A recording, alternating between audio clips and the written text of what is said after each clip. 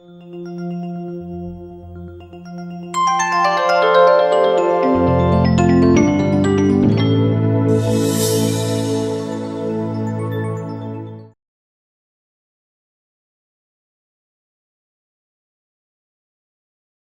Weavers, welcome to Myra media.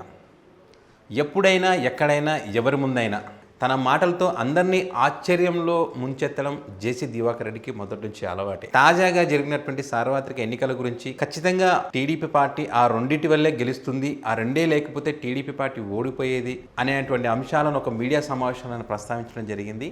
అయితే గతంలో చాలాసార్లు ఎన్నికలకు ముందు అభ్యర్థులను మార్చకపోతే టీడీపీ పార్టీ ఓడిపోతుంది, కొన్ని చోట్ల అభ్యర్థులను మార్చాల్సిన అవసరం ఉందని చెప్పి టీడీపీ అధినేత చంద్రబాబు నాయుడుతో కలిసి చాలా సందర్భాల్లో ఆయన చెప్పినటువంటి పరిస్థితి ఉంది. తాజాగా ఎన్నికల తర్వాత అయితే అక్కడ జరిగినటువంటి ఓటింగ్ పర్సెంట్ కానీ అదేవిధంగా పోలింగ్ సరళిని బట్టి ఖచ్చితంగా టీడీపీ పార్టీ గెలిచే అవకాశం ఉంది.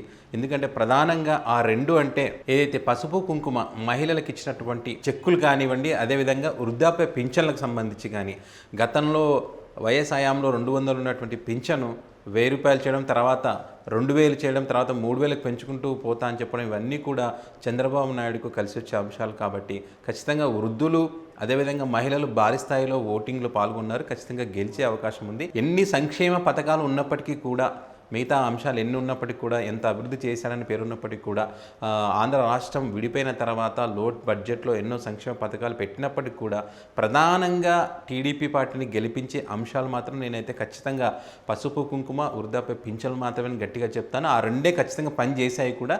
రేపు మే 23వ తారీఖున వచ్చే ఫలితాలకు కూడా ఖచ్చితంగా ఇవే ప్రధానంగా ఉంటాయనేటువంటి అంశాన్ని కూడా ఈ సందర్భంగానే ప్రస్తావించారు.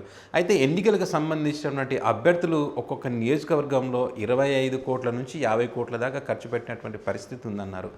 ఇలాంటి పరిస్థితులు ముందు రోజుల్లో ప్రమాదకరంగా మారే అవకాశం ఉంది. కాబట్టి ఖచ్చితంగా మారాల్సిన అవసరం ఉంది.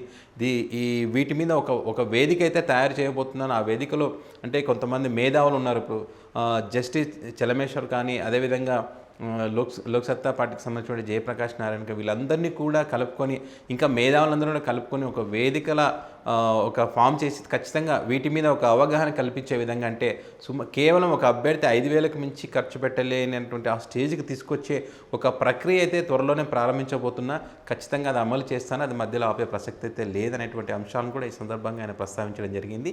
ఏది ఏమైనా జేసీ దివాకర్ రెడ్డి అంటే ఒక సంచలనం.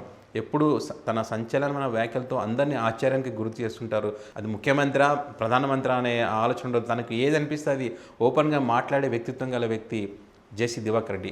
మరి ఇలాంటి సంచలనమైనటువంటి నిర్ణయాలు తీసుకున్న నేపథ్యంలో మరి ముందు రోజుల్లో ఆయన మరి ఈ ప్రక్రియ కొనసాగిస్తారా, లేకపోతే మాటలతోనే ఆగిపోతారా? మరి ఈయన చెప్పినట్టు ప్రధానంగా ఆ రెండు అంశాలే టీడీపీ పార్టీని అధికారంలోకి తీసుకొస్తాయనేటువంటిది మాత్రం రానున్న రోజుల్లో తేలే అవకాశం ఉంది. సో ఈ వీడియో కనుక మీకు నచ్చినట్లయితే లైక్ చేయండి, షేర్ చేయండి, మీ అభిప్రాయాలను కామెంట్ రూపంలో తెలియచేయండి. ఇలాంటి లేటెస్ట్ అప్డేట్స్ మీరు పొందాలనుకుంటే మైరా మీడియా ఛానల్ సబ్స్క్రైబ్ చేయడం మాత్రం మర్చిపోవద్దు. Thanks for watching.